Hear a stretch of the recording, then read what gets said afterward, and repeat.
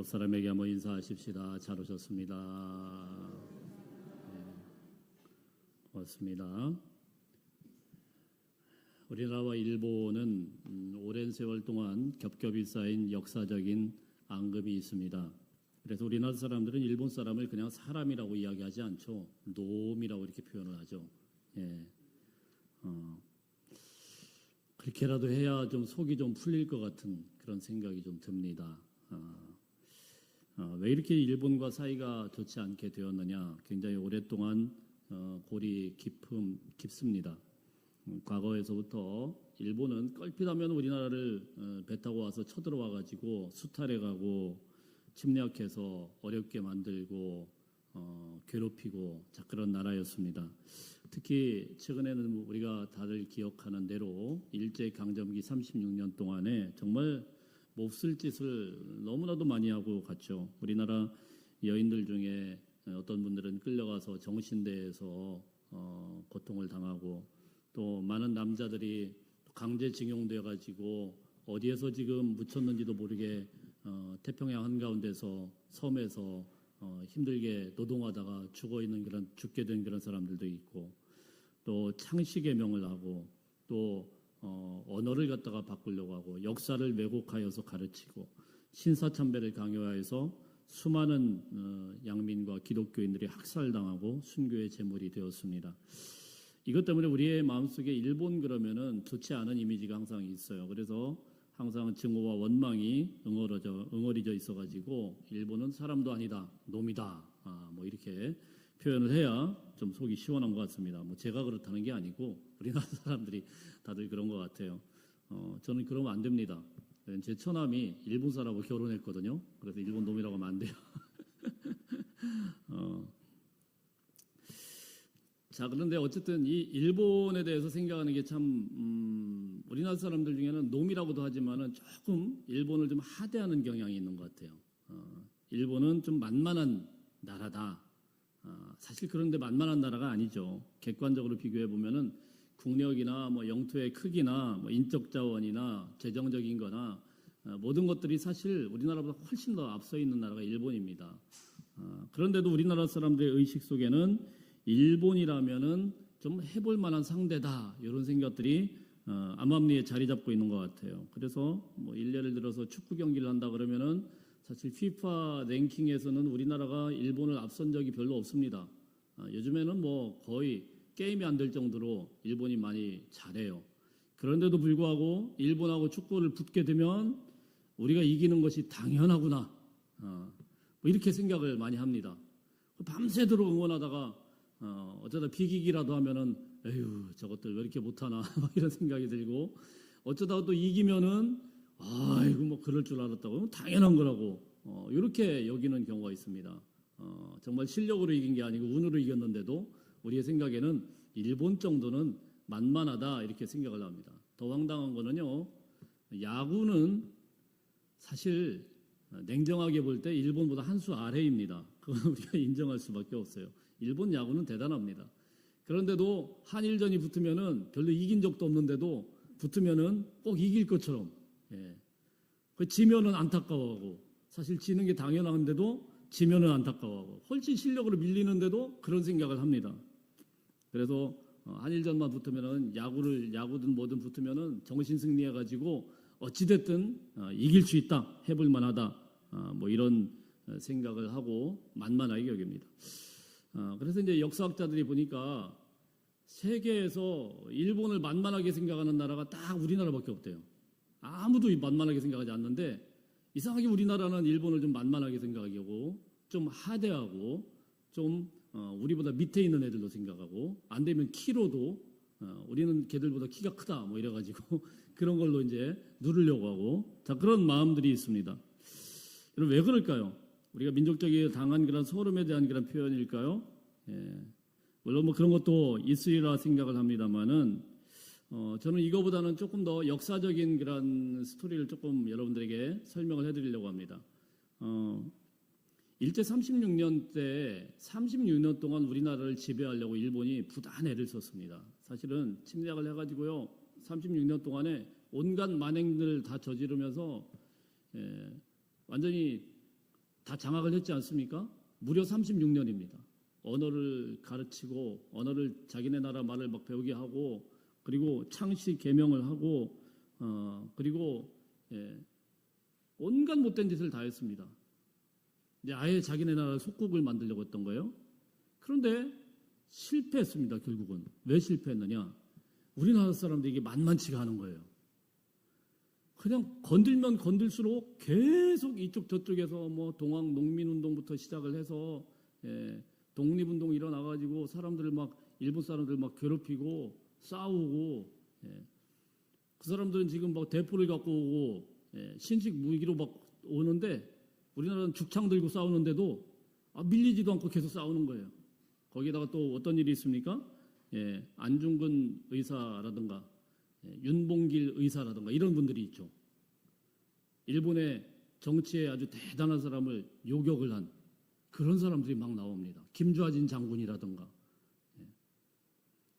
전봉준 장군이라든가 뭐 이런 사람들이 막 나와가지고 막 싸우는 거예요. 그러니까 일본이 이거 집어먹으려고 했더니 건들면 건들수록 계속 나옵니다. 심지어는 나중에는 17살 먹은 유관순 이제 뭐라고 하지? 할머니라고 해야 되나요? 이 할머니 그 17살 먹은 애띤 이 소녀가 나와가지고요 그냥 만세를 부르면서 막 진짜 목숨을 걸고 우리나라의 독립을 위해서 싸운 거 아닙니까? 결국 일제는 36년 동안이나 우리나라를 지배하려고 했지만 실패하고 돌아간 겁니다. 우리는 광복을 했고 나라의 독립을 할 수가 있었습니다.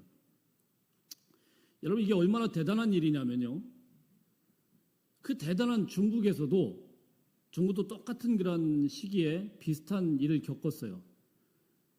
중일 전쟁이라는 게 있었습니다. 이 중국과 또 일본이 대판, 일본이 대단한 거죠. 30만 명 정도의 그런 군인들을 끌고 가가지고 중국을 점령을 하려고 했으니까 얼마나 대단한 겁니까? 그래가지고 난징 대학살이라고 여러분 아십니까?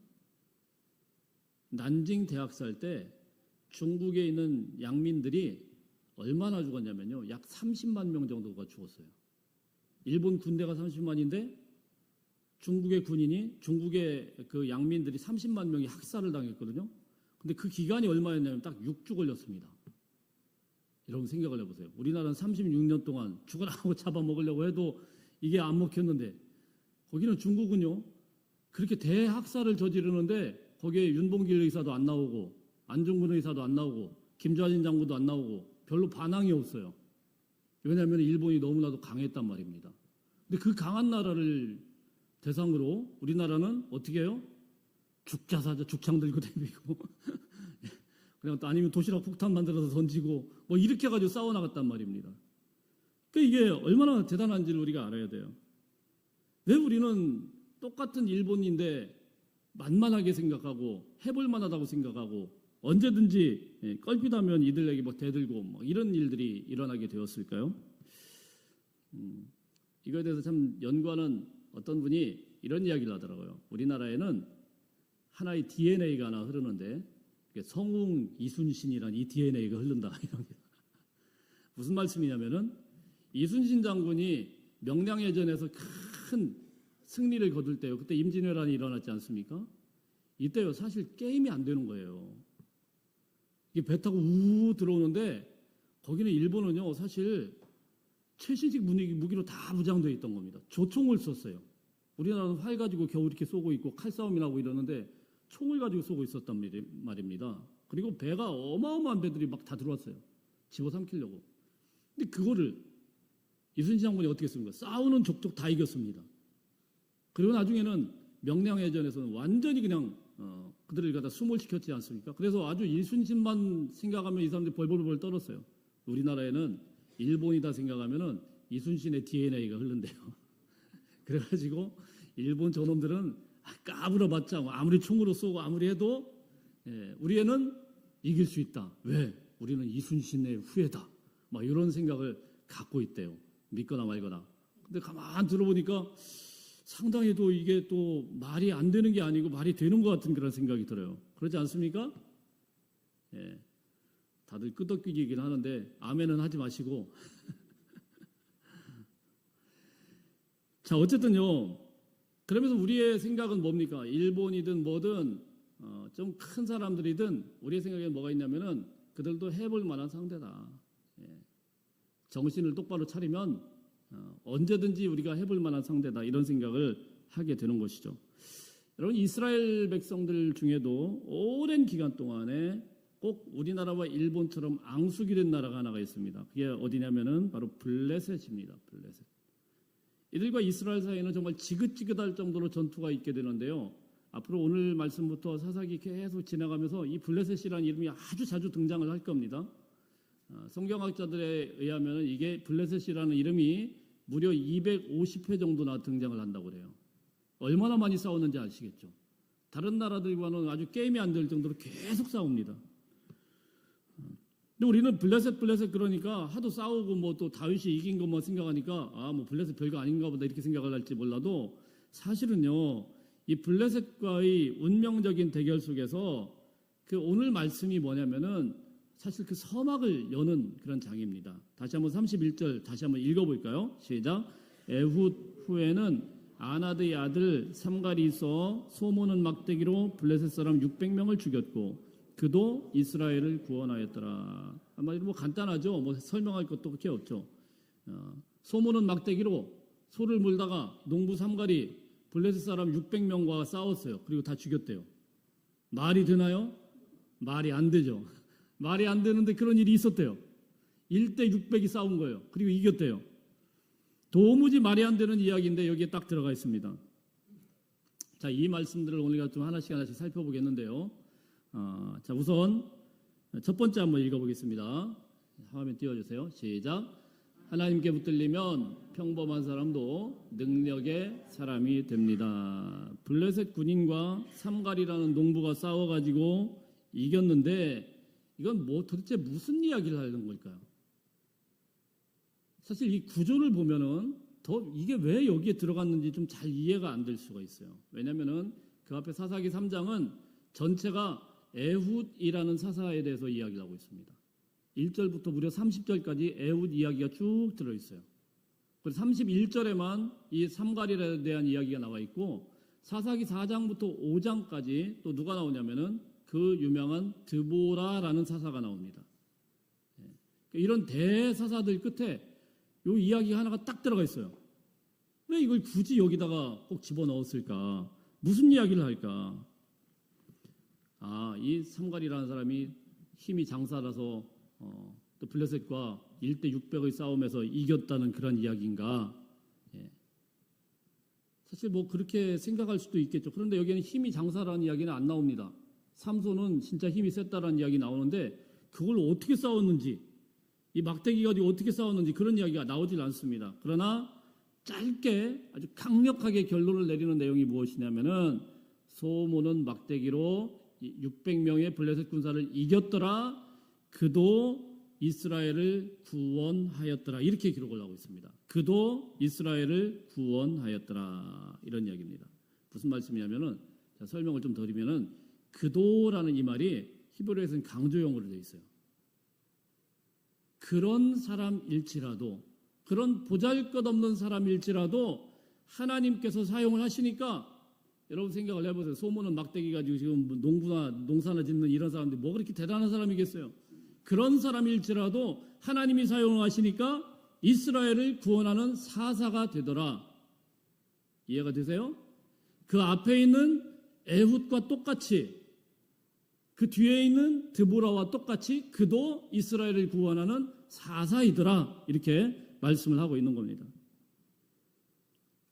그러니까 이건 뭐예요? 삼갈이 대단했다라는 게 아니고 그 뒤에 하나님이 계시니까, 하나님이 함께 하시니까 정말 보잘것없는 소모는 막대기나 갖고 있는 그런 농부일지라도 600명의 블레셋 군사와 맞짱 떠서 싸울 정도로 대단히 능력 있는 사사가 되더라라는 것입니다. 바꿔 말하면은 성령 충만하게 되니까 우리가 상상할 수 없는 그런 일들을 하게 되더라라는 겁니다.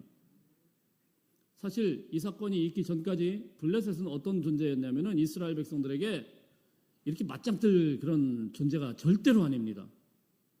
출애굽기 13장 말씀에 보면은 이스라엘 백성들이 하나님의 인도하심을 따라서 불과 구름 기둥으로 낮에는 구름 기둥으로 밤에는 불 기둥으로 하나님이 인도하세요.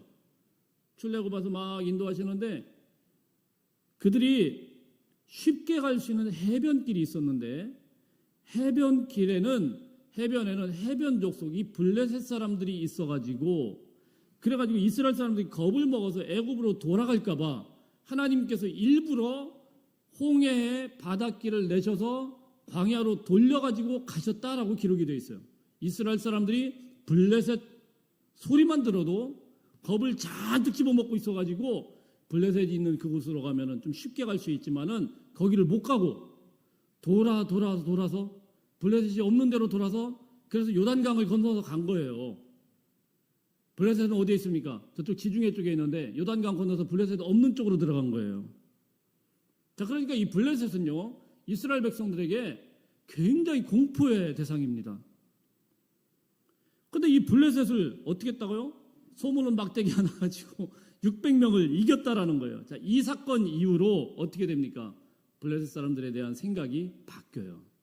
우리나라 사람들이 일본 사람에 대해 생각하는 아이고 일본 놈들 이렇게 생각하듯이 블레셋 아유 그거 별거 아니네. 소문은 막대기 600명이 죽었다고? 나도 할 수 있겠네 뭐 이렇게 바뀌게 되는 거죠. 예. 괜히 우리가 겁먹은 거 아니야? 그건 뭐 대단한 줄 알았더니 우리 뒤에 하나님만 있으면 다 되는 거네. 하나님만 계시면 다 되는 거지. 법궤 들고 가면은 요단강도 갈랐는데 그거 못 이기겠어. 뭐 이렇게 되는 거죠. 이런 거룩한 신념이 바로 이 삼가를 통해서 생기게 된 거예요. 이후에 등장하는 사사들을 보면은 블레셋과 대적할 때도 보세요. 어떻게 합니까? 삼손은 더 대단하죠. 삼손은 지나가다가 나귀 턱뼈 하나 잡아가지고 그거 가지고 1000명을 죽였대요. 이건 또 어떻게 믿어야 되지? 나귀 턱뼈 가지고 1000명을 죽였대요. 그 다음에 어떻게 합니까? 여우 꼬리를 잡아가지고 다 묶어가지고 거기다 불러가지고 그래가지고 블레셋 곡식을 다 초토화시켰대요. 자, 이런 이야기들이 막 나옵니다. 소년 다윗은 어떻습니까? 소년 다윗은 3m가 넘는 골리앗과 소년이 싸워가지고 그래가지고 이겼대요. 블레셋 장군입니다. 대단한 장군이에요. 아무도 그 앞에 대들지 못했는데 소년 다윗이 가가지고 물맷돌 가지고 자기가 던지는 이 물맷돌 가지고 던져가지고 이 골리앗 장군을 쓰러뜨렸다라는 겁니다. 그때 다윗이 아주 위대한 말을 하지 않습니까? 너는 칼과 창과 단창으로 내게 나오거니와 나는 만군의 여호와의 이름 곧 내가 모여가는 이스라엘 군대의 하나님의 이름으로 내게 나아가노라. 무슨 말씀입니까? 내 뒤에는 하나님이 있어. 까불지 마 이거예요. 내 뒤에는 하나님이 있어. 너 앞만 까불어봤자 하나님 계셔. 삼갈 소막대기 못 들어봤어? 너 죽어. 자, 이렇게 이제 사람들이 바뀐 게 있는 거예요. 성령이 충만하게 되니까 전혀 하나님께서 성령이 충만한 사람은 무엇이든지 할 수 있다는 이런 자신감이 이 삼가를 통하여서 생기게 되었다라는 것입니다.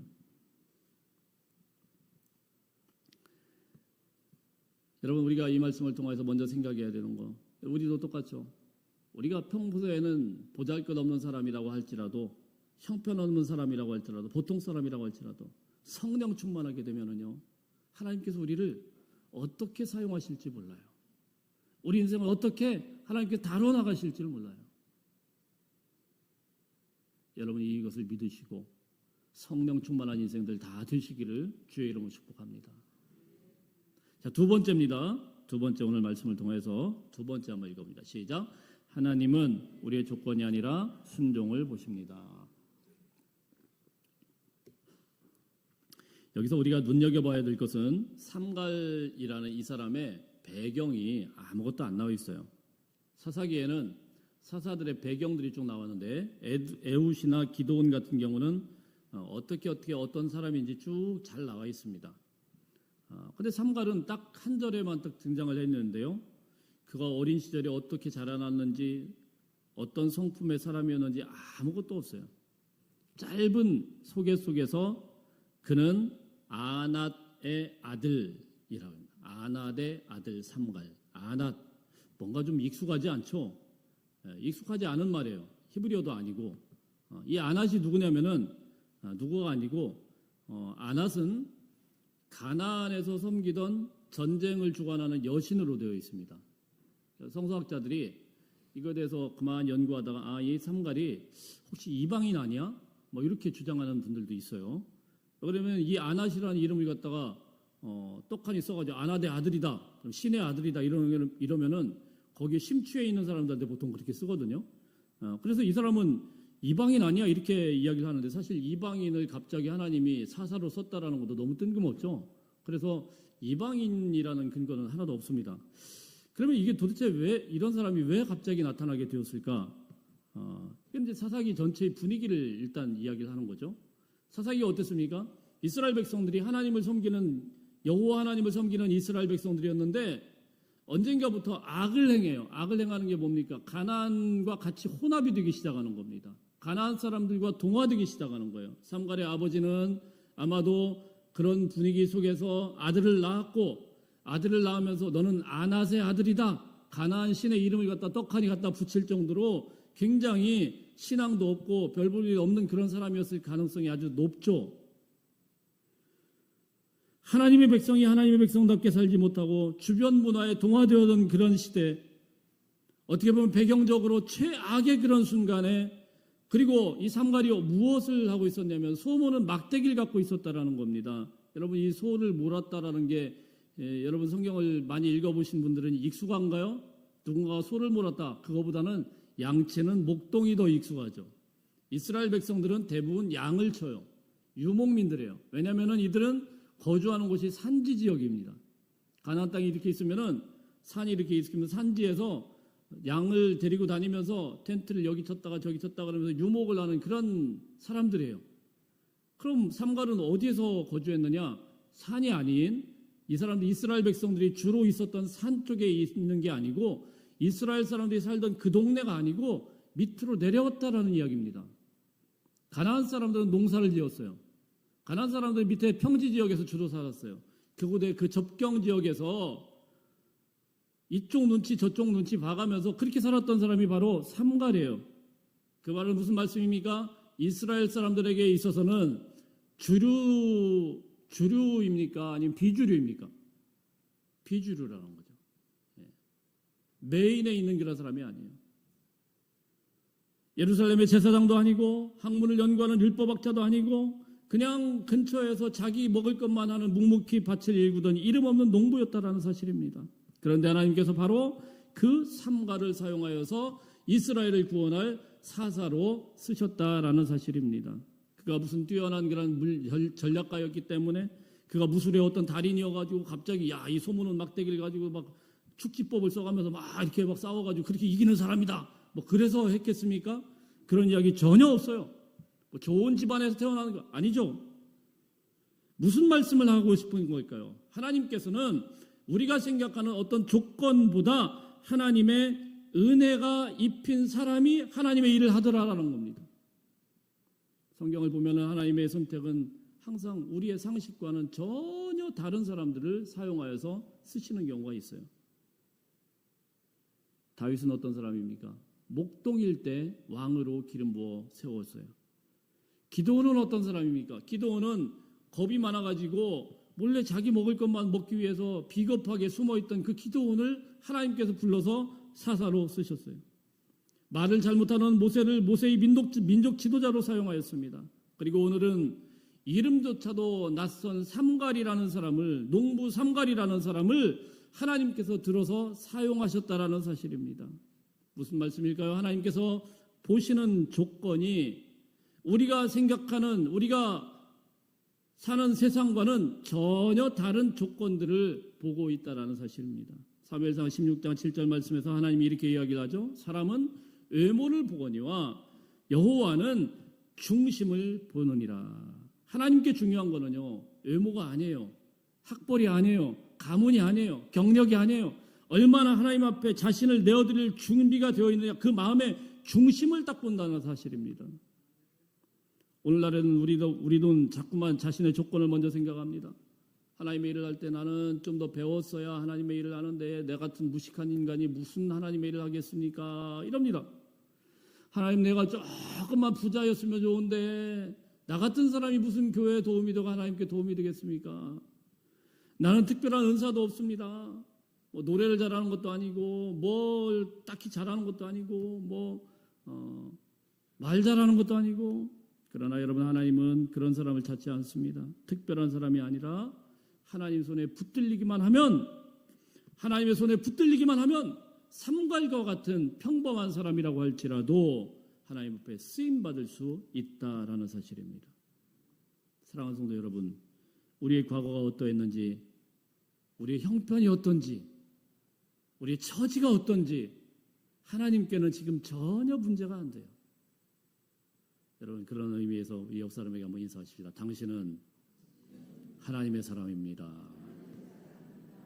여러분 믿습니까? 하나님의 사람이에요. 처지가 어떤지, 나이가 얼만큼 먹었는지 이런 거 별 문제 안 돼요. 하나님께서 주목하시는 사람은 그 중심이에요. 그 중심에서 자격과 상관없이 하나님께서 명령하시고 말씀하시면 그냥 아멘하고 순종하는 사람, 그런 사람은 우리 하나님께서 사용하셔서 그도 이스라엘을 구원하셨더라. 사사로 쓰임받고 사사로 하나님께서 충실하게 주의 일들을 감당하는 능력 있는 사람으로 만들어 주시더라는 것입니다. 세 번째입니다. 세 번째, 시작. 하나님은 평범한 도구를 능력의 도구로 바꾸시는 분입니다. 삼갈 이야기에서 제일 눈에 띄는 것 중에 하나가 뭡니까? 소문은 막대기죠. 제가 AI한테 그리라고 했더니 저렇게 그려놨습니다. 제가 맞는지는 잘 모르겠는데 설명을 하고 그리라고 했더니 저렇게 그려놨어요. 앞에는 이렇게 쇠꼬챙이가 하나 있고 뒤에는 주걱같이 생겼죠. 주걱으로 이렇게 하는 게 아니라 앞에 쇠꼬챙이로 이제 속 가면 이렇게 꾹 찔렀대요. 야, 거기 아니야. 꾹 찔러가지고 이렇게 하고 주걱같이 생긴 걸로 이제 뭘 하는지 모르겠는데 하여튼 그렇게 생겼대요. 자, 어쨌든 생긴 게 저렇게 생겼는지 정확하지는 않습니다. 자, 이런 막대기로 지금 블레셋 군사와 싸워가지고 1대 600의 싸움을 승리했다라는 거예요. 군인의 무기가 아닙니다. 그냥 농부가 소 몰고 다니면 이려 저저저저 그러잖아요. 이려 오른쪽 왼쪽. 자, 이런 막대기를 가지고 지금 싸워가지고 이거 어떻게 이겼을까요? 왜 하나님께서 이런 막대기를 사용을 했을까? 기왕이면 좀 싸울 수 있는 무기를 우리 하나님께서 만들어 주시고 블레셋을 조금만 막았다가 삼관에게 좀 전투훈련 좀 시키고 그 다음에 야, 너 이제 지금 싸울 때 됐으니까 가서 싸워. 하산해라. 뭐 이래가지고 좀, 그죠? 예. 무술도 좀 가르치고, 예. 축지법도 좀 가르치고, 쫙 날라다니고 이런 것도 좀 가르치고, 하나님이 하산해라. 이제 너는 하산할 때다. 이런 식으로 싸우면 얼마나 좋을까요? 근데 우리 하나님은 그런 걸 하지 않았어요. 그냥 삼관이 들고 있었던 그 막대기, 소문은 막대기를 사용하여서 블레셋 군대와 그냥 싸우게 한 거예요. 무슨 말씀입니까? 하나님의 승리는 무기에서 나오는 것이 아니고 하나님으로부터 나온다는 사실입니다. 할렐루야. 사실 이것은 사사기 전체를 관통하는 메시지 중에 하나입니다. 조금 뒤에 나오는 야엘이라는 사람이 있어요. 기드온과 같이 있을 때 이 야엘이라는 사람이 나오는데 야엘이 적장 시스라라는 사람이 있습니다. 그 시스라를 죽이는데 야엘은 여자입니다. 야엘이 죽여요. 다른 군인들이 죽이는 게 아니고. 이 여인이 어떻게 죽였느냐? 나무 말뚝을 가지고 이 시스라가 누워서 잠잘 때 거기다 그냥 때려 박아가지고 지금 사사기에 그런 얘기가 나와요. 좀 있으면 그렇게 죽입니다. 이거 말도 안 되는 이야기예요. 무슨 나무 말뚝을 가지고 여자가 망치를 가지고 두들겨 박아가지고 그것도 이게 여기에 박힐 때까지 또 그 사람은 꼼짝도 안 하고 그냥 죽어요. 누구도 전쟁 무기로 생각하지 않았던 그런 평범한 말뚝이 적장을 죽이게 되는데 훌륭하게 사용이 됩니다. 여러분, 기드온은 어떻습니까? 기드온은 하나님께서 수만 명의 군대를 다 돌려보내게 만들고 300명의 용사만 만듭니다. 300명의 용사만 남기고 그들이 들었던 그런 무기는 무엇이냐면 칼이 아니고 창이 아니고 횃불과 항아리와 나팔밖에 없었어요. 횃불 들고 항아리를 땡다다다 치고 나팔을 빵 불고 그런데 이겼어요. 할렐루야! 얼마나 전쟁이 쉽나요? 참 이상하죠? 그 다음에 여러분 삼손은 어떻습니까? 삼손은 들판에 버려진 그런 나귀턱뼈 하나 가지고 블레셋 사람 1000명을 때려 죽였어요. 사사기를 읽어보면은 반복적으로 나타나는 하나의 원리가 무엇입니까? 하나님의 사람들이 강하다고 생각하는 것들을 사용하지 않습니다. 오히려 사람들이 하찮게 여기는 것들을 붙드셔가지고 하나님의 능력을 드러내고 있다는 사실입니다. 왜 그렇습니까? 사람들이 승리를 자신의 승력으로 착각하지 못하도록 하나님이 하신 거예요. 이거는 철저하게 하나님의 전쟁이다. 그래서 삼갈의 소모는 막대기, 야엘의 말뚝, 기드온의 항아리와 횃불, 삼손의 나귀턱뼈, 정말 쓸데없는 것들을 가지고 그 전쟁을 승리하게 했다는 겁니다. 무슨 말씀입니까? 구원은 여호와께 속하였다. 우리 한번 따라하겠습니다. 구원은 여호와께 속하였다. 근데 여러분 이 사사기에만 나오는 메시지가 아니에요. 성경 전체가 사실 이런 메시지가 가득 들어있어요.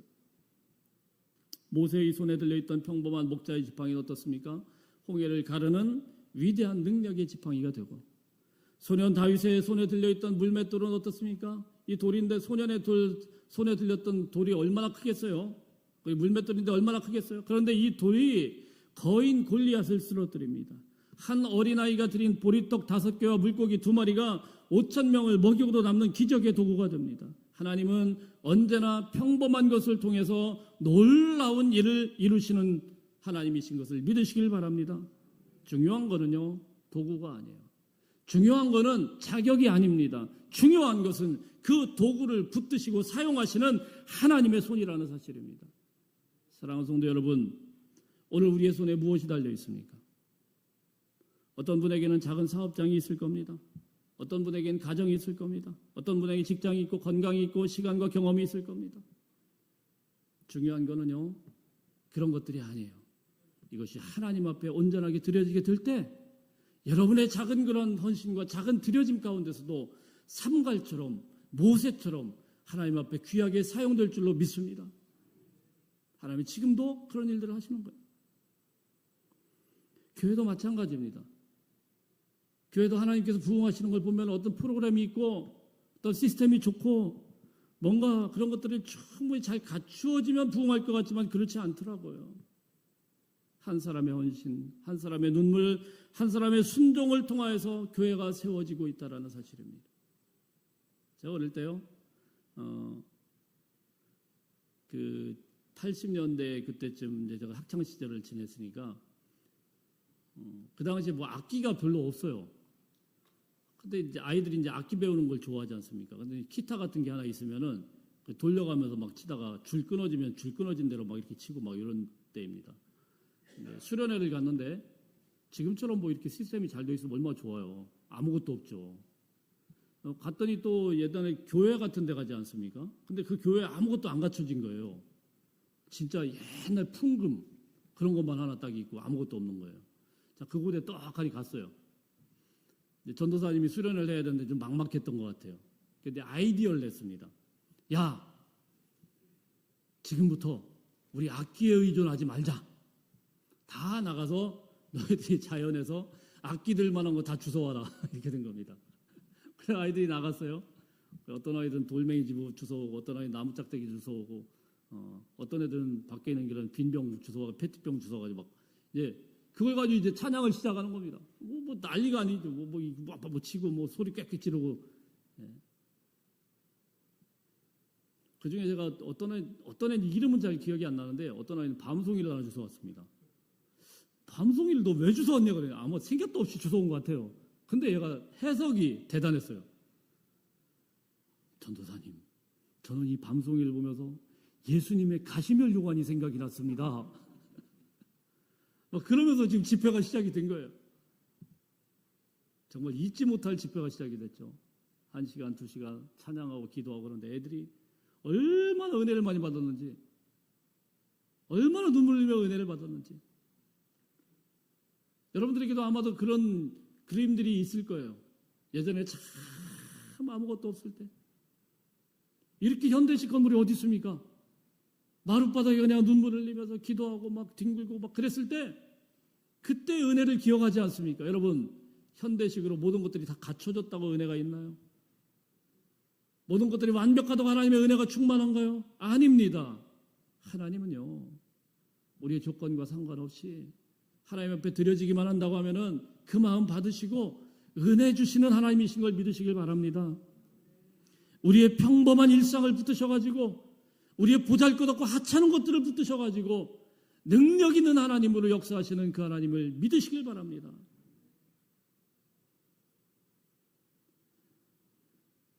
사랑하는 성도 여러분, 그러므로 여러분들이 갖고 있는 것들이 무엇이 있든지 간에,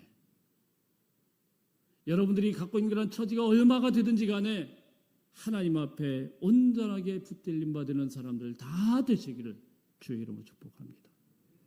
하나님의 손에 붙들린 그런 사람이라고 하면, 하나님의 손에 붙들린 가정이라고 하면, 하나님의 손에 붙들린 교회가 된다고 하면은 하나님의 능력 있게 여러분들을 사용하여서 이스라엘도 그도 이스라엘을 구원하는 사사가 되었더라. 여러분도 하나님의 구원의 그 놀라운 역사에 이름표를 딱 올릴 수 있는 삼갈과 같은 위대한 인물로 사용하실 줄로 믿습니다. 여러분의 자녀들이 지금 정말로 보잘것없고 아무것도 갖추지 못했다고 하더라도 걱정하지 마세요. 그를 하나님 앞에 온전히 올려드릴 수만 있다고 하면은 하나님은 그의 인생을 통하여서 하나님의 능력을 베푸실 줄로 믿습니다. 삼갈의 이야기는 아주 짧습니다. 딱 한 절밖에 안 됩니다. 참으로 부족합니다. 그러나 여러분, 그럼에도 불구하고 우리 하나님 앞에 붙들림 받은 이 삼갈, 그는 이름난 장군도 아니었습니다. 훈련받은 군인도 아니었습니다. 뛰어난 무기를 가진 사람도 아니었습니다. 그저 소물던 평범한 농부일 뿐이었습니다. 그러나 하나님 앞에 붙들리는 순간 그의 평범함은 더 이상 평범함으로 남아있지 않았습니다. 농부의 막대기가 하나님의 무기가 되었고 이름 없는 농부가 민족을 구원하는 하나님의 사람이 되었다는 것입니다. 오늘 우리는 끊임없이 자신의 부족함을 바라봅니다. 나는 가진 것이 없습니다. 나는 특별한 재능이 없습니다. 나는 저 사람처럼 뛰어나지 않습니다. 그러나 하나님은 우리의 부족함을 먼저 보지 않아요. 하나님은 지금도 우리에게 묻습니다. 네 손에 들려있는 게 뭐냐? 내 부족한 자녀라는 것은 자녀. 네 자녀 어떻게 할 거냐? 비록 그것이 작은 것일지라도 하나님 앞에 올려드리시면 하나님께서 정말 능숙하게 여러분과 여러분의 가정들 사용하실 줄로 믿습니다. 평범하지만 하나님 앞에 붙들림 받고 하나님 앞에 쓰임받는, 그리고 우리 삼갈처럼 하나님의 놀라운 일에 이름을 올릴 수 있는 성령의 사람들, 하나님의 사람들 다 되시기를 주의 이름으로 축복합니다. 우리 같이 기도하겠습니다. 하나님 아버지, 오늘 삼갈의 삶을 통하여서 하나님께서 평범한 사람도 붙드시고 평범한 도구도 능력의 도구로 사용하신다는 말씀을 듣게 하시니 감사합니다. 아버지 하나님, 우리도 자신의 부족함과 연약함만을 바라보며 주저하는 사람이 아니라 하나님의 손에 붙들리는 믿음의 사람이 되게 하여 주시옵소서. 우리의 가정과 직장과 우리의 작은 재능과 시간과 우리의 기도와 섬김을 주님 앞에 올려드립니다. 하나님의 나라를 위하여서 귀하게 사용하여 주옵소서. 우리 교회가 사람의 힘을 의지하지 않고 성령의 능력을 의지하는 교회가 되게 하여 주시옵시고, 성도 한 사람 한 사람이 삼갈처럼 맡겨진 자리에서 충성하여서 하나님의 구원의 역사에 귀하게 쓰임받는 자들 다 되게 하여 주시옵소서. 언젠가 우리 삶을 돌아볼 때 그도 하나님의 역사에 귀하게 쓰임을 받았더라, 주님의 칭찬을 받는 복된 인생들 되게 하여 주옵소서. 우리를 붙드시고 사용하시는 예수님의 이름으로 기도하옵나이다.